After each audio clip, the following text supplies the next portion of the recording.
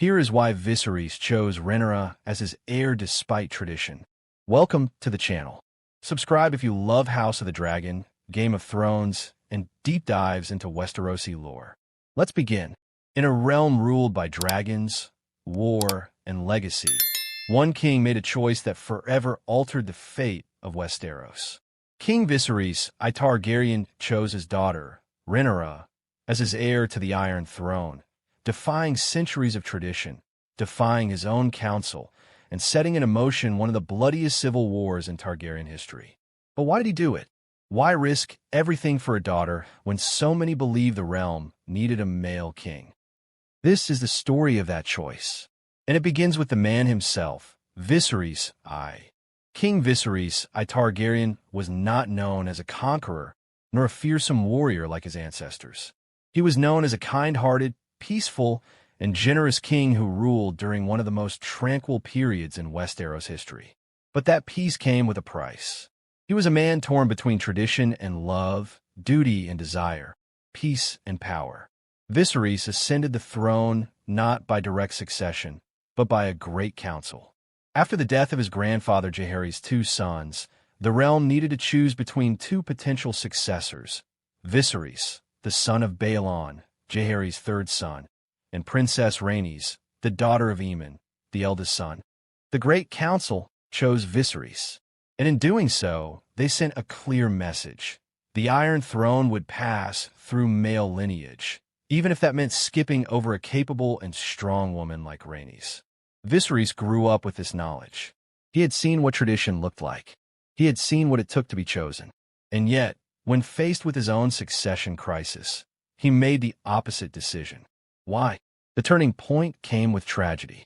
In the early years of Viserys' reign, he was desperate for a male heir. His wife, Queen Aemma Arryn, suffered multiple miscarriages and infant deaths. The pressure to deliver a boy was immense, not just from the court, but from the entire realm. When Aemma became pregnant again, Viserys believed it was a chance. He told her the child would be a boy. He dreamed it. He believed in it. But childbirth does not bend to prophecy. Aemma died in agony during labor, and their newborn son, Baelon, died a day later. Viserys was devastated. The love of his life was gone, and with her, the son he believed would continue the Targaryen legacy. His dream, his prophecy, was shattered. The council urged him to name a new heir. Most expected him to name his brother Daemon. After all, tradition dictated male succession. But Viserys, broken and grieving, made a bold and emotional choice. He named his daughter, Rhaenyra Targaryen, as his heir. Rhaenyra was only a teenager when she was declared the Princess of Dragonstone. She had always been close to her father, intelligent, bold, and fiercely Targaryen in spirit. To Viserys, she was more than a daughter. She was his legacy, his pride, his only surviving child from his beloved Aemma. He called her the realm's delight, and many in court agreed. She was popular among the nobles, admired by the people, and feared by those who opposed her future claim. But Viserys knew the storm this decision would bring. So, he didn't just name her heir, he declared it publicly, before the lords of Westeros. He made them swear fealty to her, one by one. Still, the seeds of doubt were already planted, and they would only grow in time. The threat of Daemon Targaryen. Another reason Viserys chose Rhaenyra lay in the shadow of his younger brother, Daemon Targaryen. Daemon was a brilliant warrior, but a chaotic and unpredictable man. He was a master of laws, then master of coin, then commander of the city watch, all positions he either abandoned or abused. Viserys loved his brother, but feared what he might do with power. Daemon didn't hide his ambition. He called himself the rightful heir and mocked the death of Baelon, Viserys' infant son. When Viserys heard that Daemon referred to the dead child as the heir for a day, he was furious. That comment was the final straw. Viserys saw Daemon as a threat to the realm, a ruler who might bring fire and blood, not peace. And so, he turned to Rhaenyra. In choosing her, he wasn't just picking a successor. He was protecting the 7 kingdoms from what Daemon could become, the problem with patriarchy. But Viserys' decision was not without complications. Westeros had never seen a ruling queen on the Iron Throne. Women had ruled castles, led armies, even served as regents, but they had never sat upon the throne as sovereign monarchs. Viserys defied that. He believed his daughter was worthy, regardless of gender. He believed in her intellect, her strength, and her birthright as a Targaryen. He remembered the pain that came from Rhaenyra's being passed over. He remembered how politics and patriarchy shaped the realm, and he believed it was time to challenge it. But Westeros wasn't ready. The lords who swore loyalty did so out of duty, not belief. Behind closed doors, they doubted. They whispered. They schemed. Viserys knew the cost, but he stood firm. Rhaenyra will be queen. The rise of Alicent Hightower. Viserys' decision became even more complicated with the rise of Alicent Hightower, daughter of the Hand of the King, Otto Hightower. After Emma's death, the realm urged Viserys to remarry, for the sake of producing a male heir.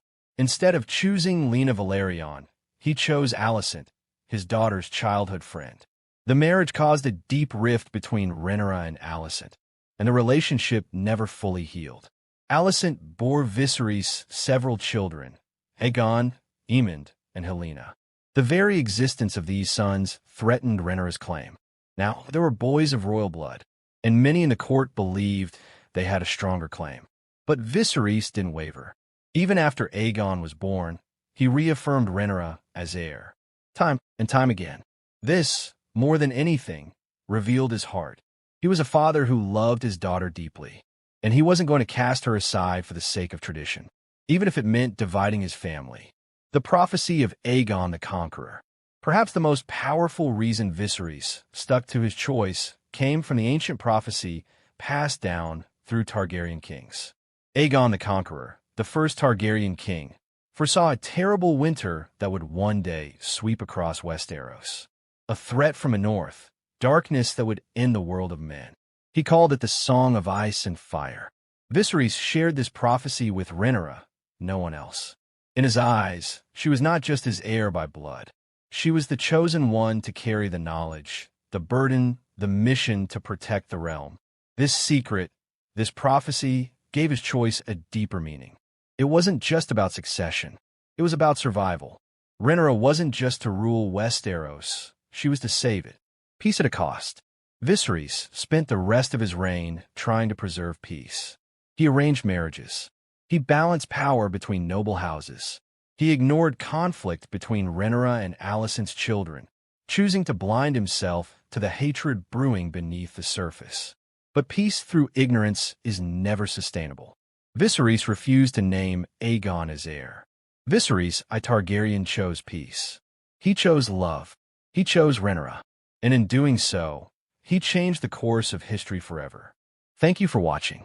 If you enjoyed this deep dive into House of the Dragon lore, make sure to like, subscribe, and ring the bell for more Game of Thrones and Targaryen content.